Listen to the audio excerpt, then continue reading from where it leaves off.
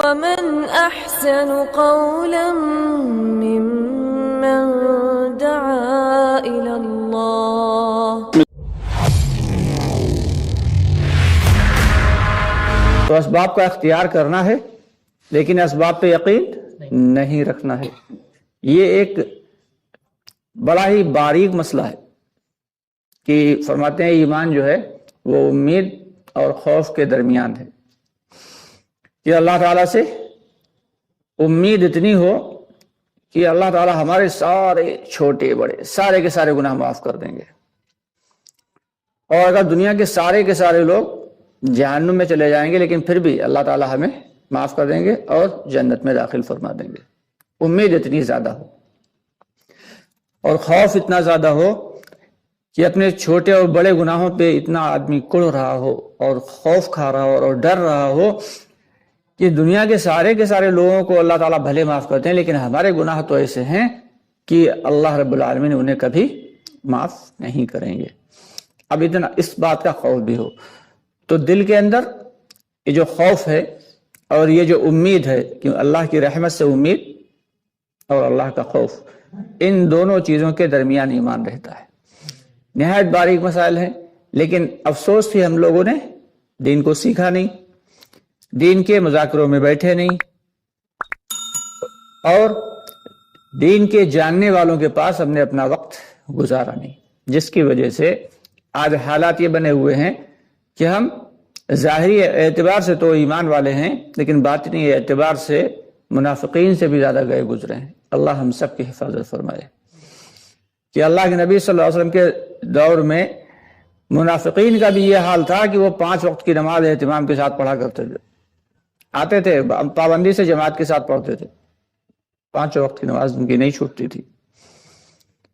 لیکن آج ہم اپنے آپ کو ایمان والا ہونے کا دعوے دار بتاتے ہیں اور جنت کا حقدار بتاتے ہیں، اور اس کے باوجود اللہ کے سب سے بڑے جو عمل ہے اس عمل کو ہی چھوڑے بیٹھے.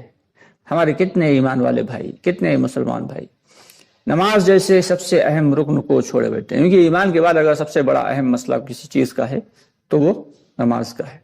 کہتے ہیں کہ اللہ رب العالمین کے یہاں سب سے پہلے نماز کے بارے میں سوال ہوگا، اور ایک حدیث کا مفہوم ہے کہ جس کی نماز صحیح نکلے گی تو اس کے باقی کے اعمال جو ہیں وہ اللہ تعالیٰ قبول فرما لیں گے، باقی کے نیک عمل قبول کر لیں گے.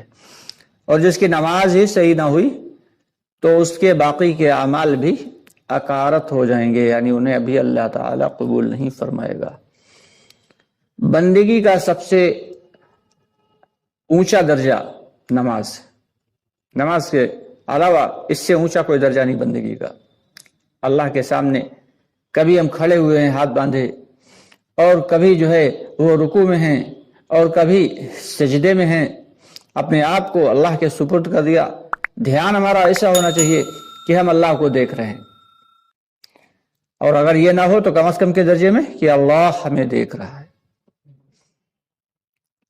اگر یہ دھیان نہیں ہے تو پھر وہ نماز جو ہے اس نماز میں کوئی جان نہیں ہے، وہ نماز ظاہری شکل ہے. ہاں اللہ تعالیٰ اپنے فضل سے قبول فرما لیں تو اللہ کی مرضی، اللہ سے کوئی پوچھ گچھ کرنے والا نہیں ہے. لیکن جو ایک پیمانہ بتایا گیا تو نماز کے 2 درجے ہیں، ایک تو نماز کا باطن ہے اور نماز کا ظاہر ہے. ظاہر کے اعتبار سے نماز اہتمام کے ساتھ پڑھی جائے، دوسروں کی فکر کے ساتھ پڑھی جائے، اور مردوں کے لیے باجماعت پڑھی جائے، وقت کی پابندی سے پڑھی جائے، گنڈے دار نہ پڑھی جائے کہ کبھی پڑھ لی اور کبھی چھوڑ دی. آج کل ہمارے کتنے بھائی ایسے کہ ایک قسم تو وہ ہے کہ جو جمعے کے ہیں، اور ایک وہ ہے جو عید بقرعید کے ہیں، اور ایک وہ نمازی ہیں جو جب جی چاہا تب پڑھ لی، جب جی نہیں چاہا تو چھوڑ دی. اور ایک وہ لوگ ہیں جو 5 وقت کی نماز پڑھتے ہیں. تو سب سے بڑا مسئلہ ان کا ہی ہے کہ 5 وقت فکر کے ساتھ نماز تو پڑھ رہے ہیں لیکن اس بات کو دھیان میں نہیں لا رہے کہ ہماری نماز واقعی نماز بن بھی رہی ہے یا نہیں، اس کی فکر نہیں ہے. کیونکہ نماز پر اللہ رب العالمین کے بہت بڑے بڑے وعدے ہیں. حضرات صحابہ کرام رضی اللہ تعالیٰ عنہ اجمعین کو جب اللہ رب العالمین نے حضور پاک صلی اللہ علیہ وسلم کے ذریعے نماز دی اور آپ صلی اللہ علیہ وسلم نے صحابہ کرام کو بتایا کہ اللہ تعالیٰ نے تمہیں روزانہ 5 وقت کی نماز بتائی ہے، تو صحابہ کرام بے حد خوش ہوئے، بے حد خوش ہوئے کہ اللہ رب العالمین سے ڈائریکٹ لینے کا، بلا واسطہ لینے کا ذریعہ مل گیا ہے۔ اور انہوں نے پھر کر کے دکھایا، نماز پہ محنت کی، اور نماز پہ ایسی محنت کی کہ کوئی بھی مسئلہ ہوتا تو 2 رکعت نفل پڑھتے اور اللہ سے دعا کرتے اور اپنے مسئلے حل کر لیتے۔ پکا پکایا کھانا منگوا لینا، دسترخوان آسمان سے اتروا لینا، مرے ہوئے بچے کو زندہ کرا لینا، مری ہوئی سواری کو زندہ کرا لینا، بارش میں چلتے ہوئے بھی پانی سے بچ جانا، یہ سب ایک عام سی بات تھی، ایک عام سی بات تھی کہ ریگزار پڑا ہوا ہے۔ حضرت انس رضی اللہ تعالیٰ عنہ کے بارے میں آتا ہے کہ ان کو ایک زمین ملی، ریگزار تھی، وہاں پہ کوئی بھی پانی کا نظم نہیں تھا جو وہاں پہ کھیتی باڑی کی جا سکتی۔ حضرت انس رضی اللہ تعالیٰ عنہ نے مصلی منگایا، 1 لوٹا پانی منگایا، وضو کیا، 2 رکعت نفل پڑھی، اور پھر مصلی ہٹایا دعا کرنے کے بعد، اور غلام سے کہا یہاں پہ کھودو، اس نے کھودنا شروع کیا۔ ابھی اس نے چند ہی کدال مارے تھے کہ پانی کا چشمہ اگل پڑا۔ تو صحابہ رضی اللہ تعالیٰ عنہ نے نماز کو نماز سمجھ کے بنایا تھا۔ ہم نماز کو ایک جو ہے وہ ضروری فریضہ سمجھ کے تو ادا کر کے چلے جاتے ہیں، آخر میں آتے ہیں اور سب سے پہلے نکلنے کی کوشش کرتے ہیں۔ جس دن ہم لوگوں کی نماز صحیح ہو گئی اس دن سارے کے سارے مسئلے صحیح ہو جائیں گے۔ جس دن ہمارا یقین صحیح ہو گیا، یقین سدھر گیا، اس دن اللہ رب العالمین سارے کے سارے مسائل کو حل فرما دیں گے۔ سب سے بڑی چیز جو ہے وہ یقین ہی ہے، یقین کے ساتھ نماز کو پڑھا جائے کہ اسی نماز سے ہمارے سارے مسائل اللہ رب العالمین حل فرمائیں گے۔ 2 رکعت نفل پڑھیں کھڑے ہو کے، اور دھیان اللہ کی جانب لگا کے توجہ کے ساتھ، اور پھر اللہ سے دعا کریں۔ کام نہیں بنا پھر دعا کریں، پھر کام نہیں بنا پھر دعا کریں، جب تک کام نہ بنے اپنا تب تک اللہ سے دعا کرتے رہیں۔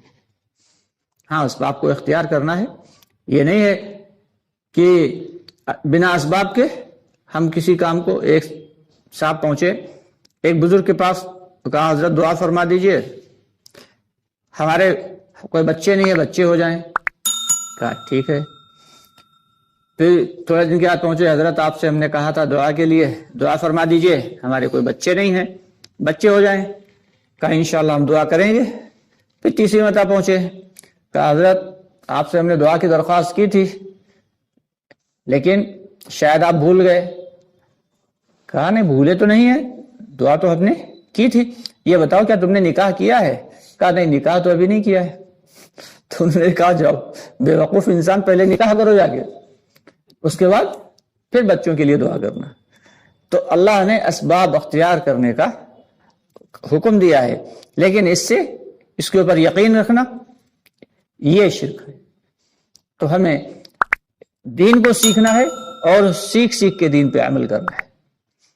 ہمارے کتنے ایمان والے بھائی ایسے ہیں، کتنے مسلمان بھائی ایسے ہیں کہ جو غسل کے فرائض تک کو نہیں جانتے۔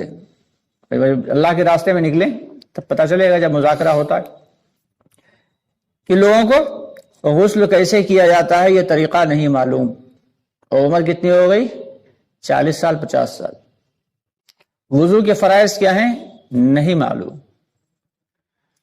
یہاں تک کہ جو نمازیں ہوتی ہیں ان نمازوں میں کس نماز میں کتنی رکعت ہوتی ہیں یہ بھی بہت سے نہیں جانتے، اور جو رکعت ہوتی ہیں تو ان میں کون سی سنت ہے، کتنی سنت ہوتی ہیں، کتنی نوافل ہوتی ہیں، کوئی نہیں جانتا۔ اور جو بہت کچھ جانتے ہیں، اتنا کچھ جانتے بھی ہیں، تو ان سے آپ دعا قنوت سن لیں جو وتر میں پڑھنا ضروری ہے۔ اچھوں کو نہیں یاد ہوتی دعا قنوت وتر کی۔ کئی مرتبہ تو ایسا ہوا کہ بھائی کیا پڑھتے ہو پھر وتر میں؟ بولے قل هو اللہ پڑھ لیتے ہیں، دعا قنوت کی جگہ پتہ نہیں کس نے بتا دیا کہ بھائی قل هو اللہ والی سورت پڑھ لو تمہاری وتر کی نماز ہو جائے گی، سوال ہی نہیں پیدا ہوتا۔ اس کے لیے تو علماء کرام نے فرمایا ہے کہ اگر جس کو دعا قنوت نہیں یاد ہے تو دعا کو سیکھتا رہے، اور ربنا آتنا فی الدنیا حسنہ وفی الآخرۃ حسنہ وقنا عذاب النار یہ پڑھتا رہے۔ یہ نہیں کہ سیکھنا چھوڑ دیا صرف اسی کے اوپر کافی ہے، یہ نہیں ہے، بلکہ دعا قنوت سیکھتا رہے، اور جب تک یاد نہیں ہو پا رہی پوری تب تک کم از کم کے درجے میں یہ پڑھتا رہے۔ صرف قل هو اللہ پڑھنے